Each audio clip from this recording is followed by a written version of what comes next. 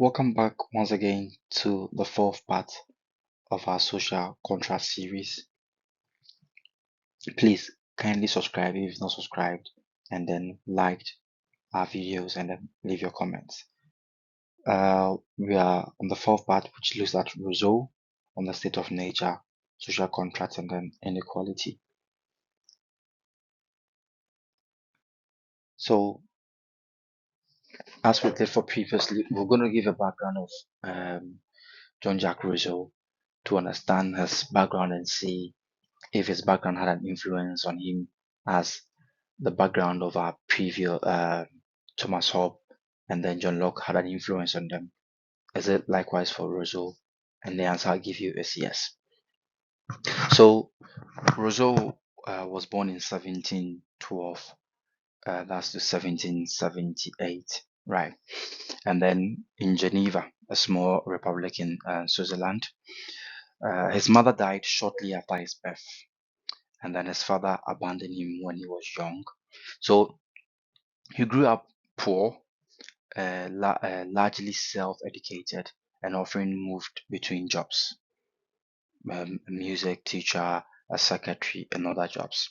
So these particular hardship or what he went through actually gave him sympathy for ordinary people and made him critical of social inequality because he had actually experienced hardship.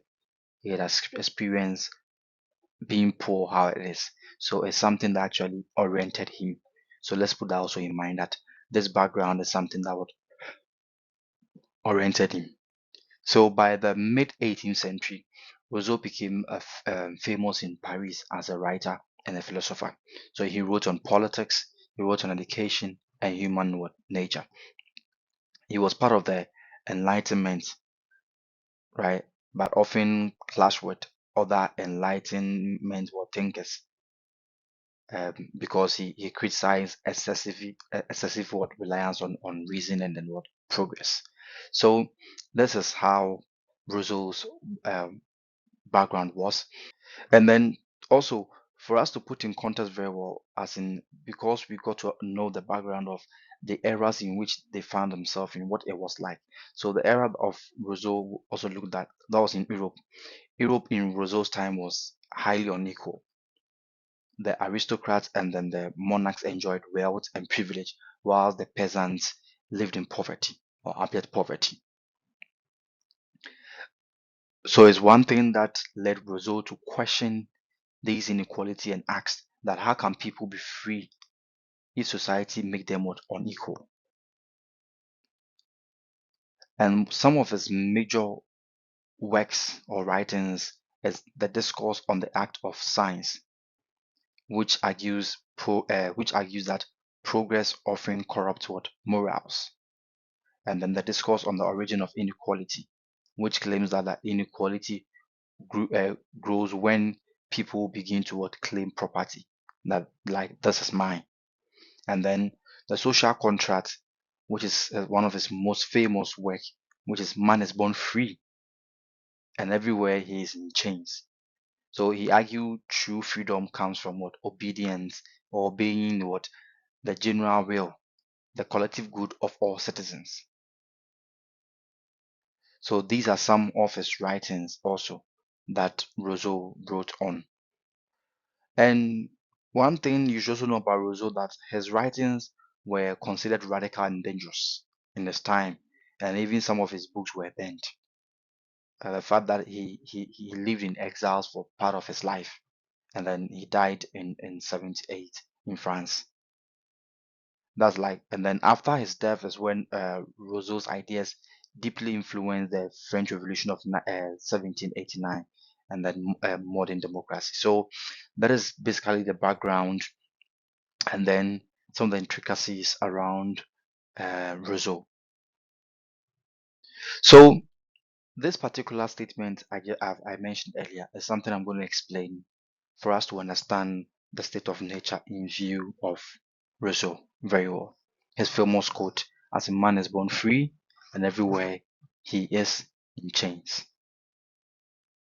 So one thing is clear, that Rousseau did not meant that actually that we are in mental chains.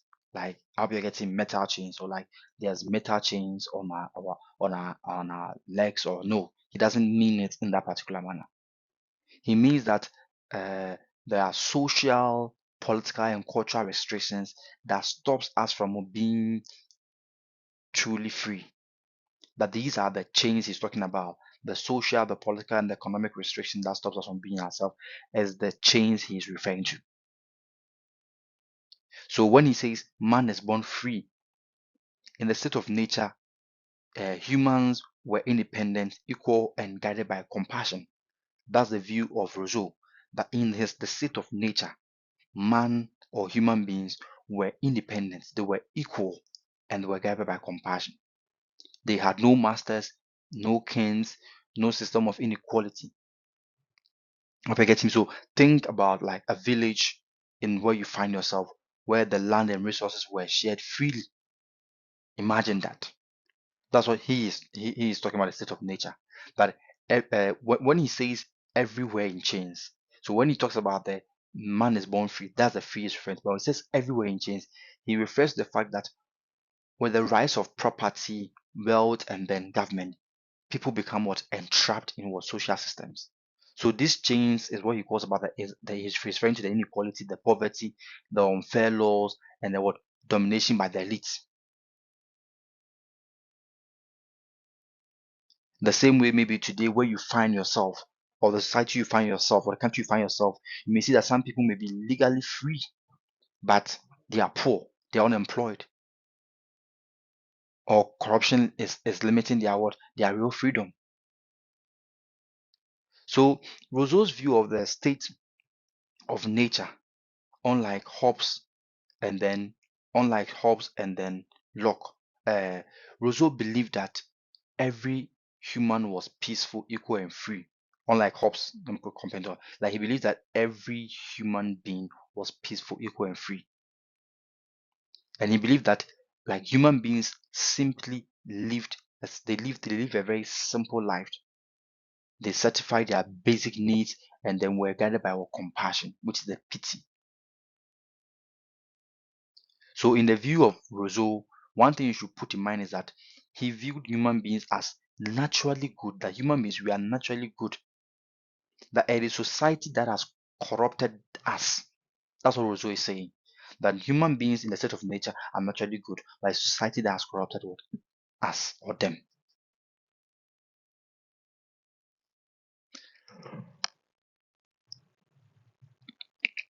The corruption he's talking about, that it has corrupted us, in terms of the corruption of that inequality he's talking about over years, that he said a problem begin when like people start to claim private property.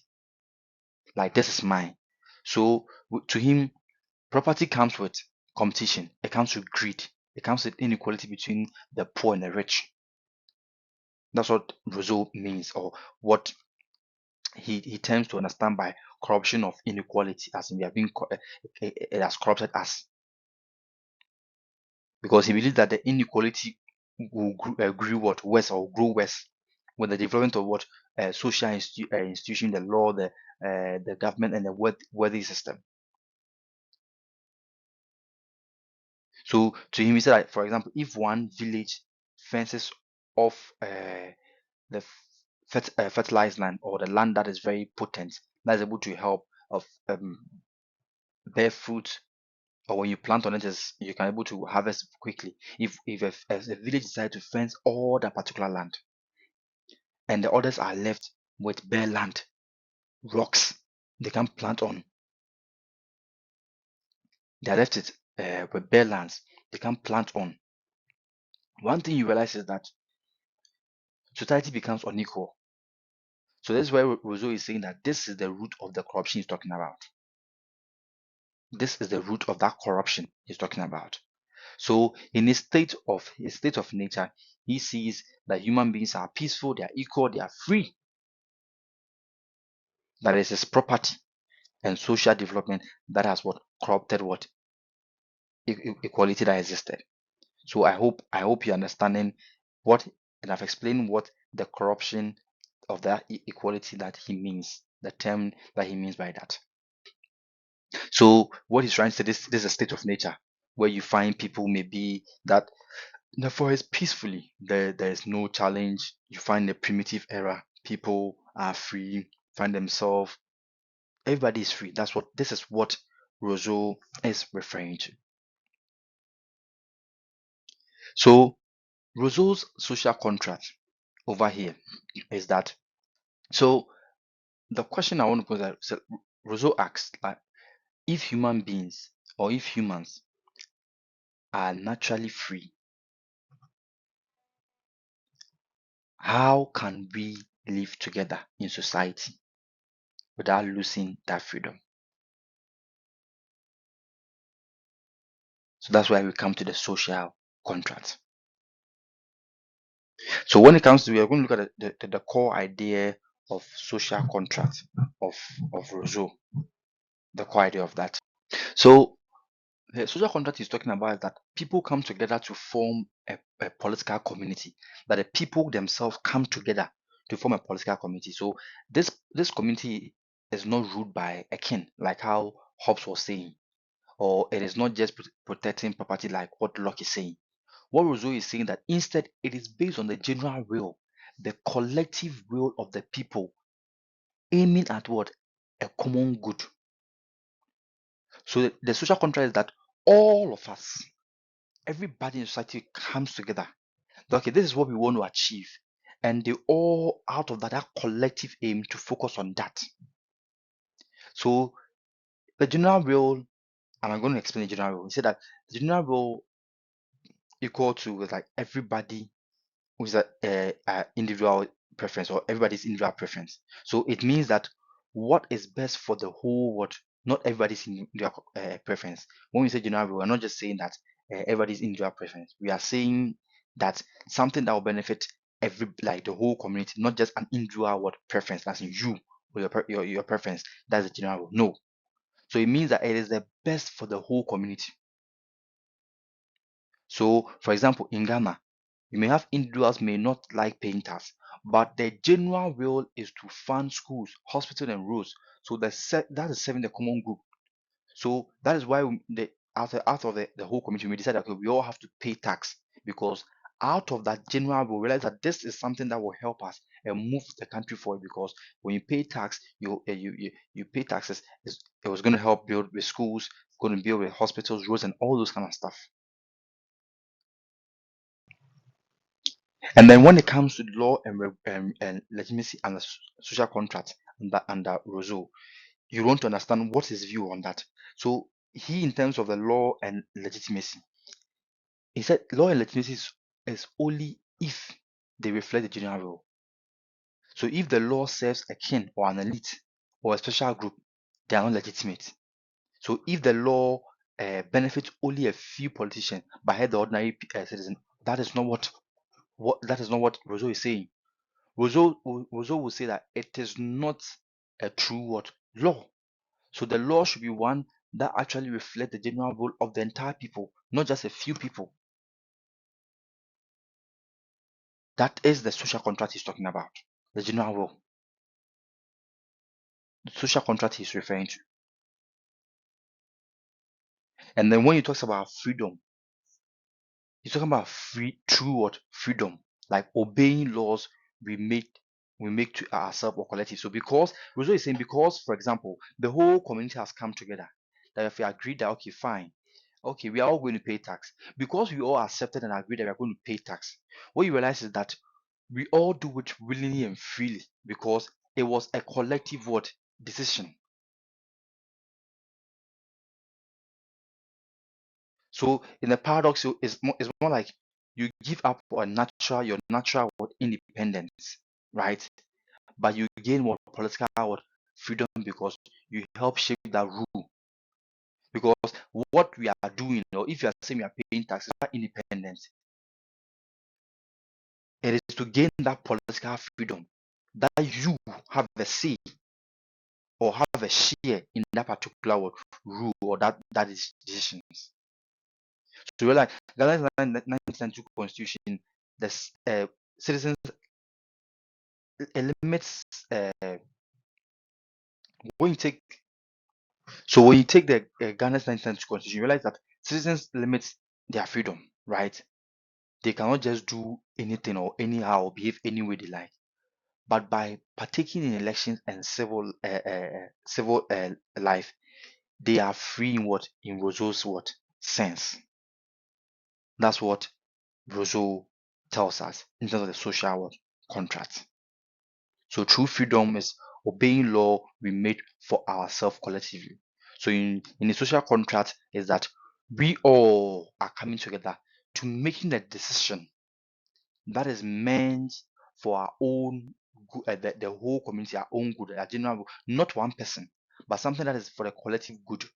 So you see the diagram where the general rule, the law, the citizens, the general rule. Remember, we are all part of that general rule. We are making that particular choice. That is what Jean-Jacques Rousseau is making us what understand. Uh, we move to Rousseau's view on inequality or his writings in terms of inequality. So Rousseau made a famous distinction between these two types of inequality as natural and then artificial. So in terms of natural inequality, he defined it by nature, your age, your eye height, your physical strength, your intelligence. So these differences are unavoidable, as we all know, and are part of what human existence. So, for example, some students are naturally taller or stronger than others. Some are born with maybe better eyesight. Some may be short-sighted and all those things. So those are natural. Those are ones that we can't impact. So natural inequality is not, according to Rousseau, that is not the main problem. Okay, getting natural inequality is not the main problem to Rousseau because they feel it doesn't have a lot of impact, and so it's not the main problem. But when it comes to artificial inequality, which is created by what society and institution, the wealthy ranks that is put privilege, social status. So unlike natural inequality, these are what man-made. These are what this particular one are man-made and are seen to be what unfair. Where, for example, you find some people in some countries, some people are raised uh, or rise into political position not because of their hard work, but because of political connections or family or privileges. That's why they've gotten there. And then this is what Rousseau argues that is what corrupt freedom is. So he referred to this kind of action as what as a corrupt freedom.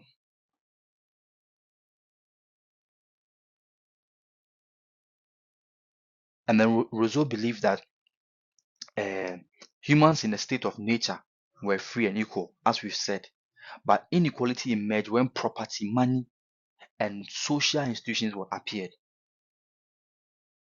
So, quoting from Rousseau's discourse on inequality. So, this was an interesting uh, quote in his discourse of inequality, which is quite fascinating. He says that the first man who, having enclosed a piece of ground, thought of saying, "This is mine," and found people simple enough to believe him, and was the true founder of civil society. So in a nutshell, even from the basic meaning of this, he's just trying to say inequality what began the moment property is claimed and defended by law. That is where Rousseau is coming from, and that's in a nutshell. That's what he's trying to, the input of what he's trying to say. And then the two throws a society where he talks about the rich elite, where uh, they enjoy wealth, power, and privilege. So when you see the two trusts, as you see me put it over there, where you see artificial inequality, the wealth, the ranking, and you see on top of this particular image on my left, you see a nice looking house over there, very beautiful. And beneath, what do you see? You see ruins, houses that are more like a slum nature, among the best forms. Hope you're getting me. The elite and you see the poor in the slum. So the elite will enjoy the world, they are powerful, privileged, and the poor in the slum, they live in what? In hardship.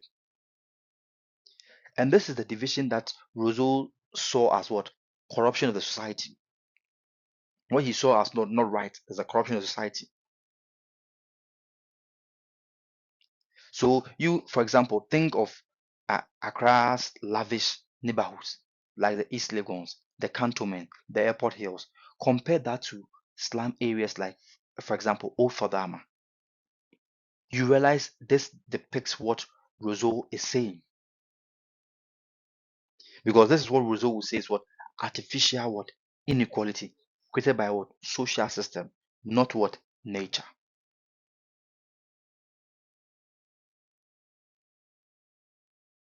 not nature.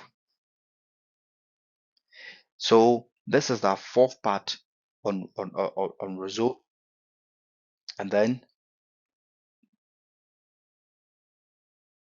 and you also see that of this skyscrapers. You see a slum. You can see the difference. Even just look at this image. That what it tells you, that you are seeing more like the elite, and you are seeing the slum. And look at these are people who are facing what hardship, and there are people who are also what enjoying. This is what Rousseau is talking about. And then with this particular last one, I want us to look at the. You take a few minutes or a few seconds of your time, and then visualize this in mind, where we're going to look at the agreement and disagreement of what we've done. So we're looking at Thomas Hobbes, we've done Locke, we've done Rousseau, in terms of their view of uh, human nature, state of nature, like what is it, right? And then the contract's aim, the aim of the contract, the social contract, the aim. So one thing we realize that all of them agree that there is a form of contract between social contract that exists, an agreement that exists between some people. They all agree on that.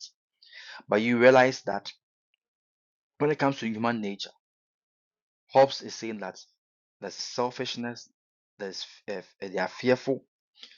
Locke is saying that rational, and then what? Right bearing. Rousseau is saying good. Human nature was very good, but corrupted by what? By society. And when property came in, and we just learned that. And the state of nature, Hobbes was saying that war of all versus all. Whilst Locke was telling us that it was inconvenience, like in insecure justice. It's a bit okay, but the people are insecure, as we explained earlier. And then Rousseau is saying that peaceful, right? Pre what? Property. Before property came in, it was so peaceful. When I show you that image of people in the forest, you realize that primitive life said it was peaceful.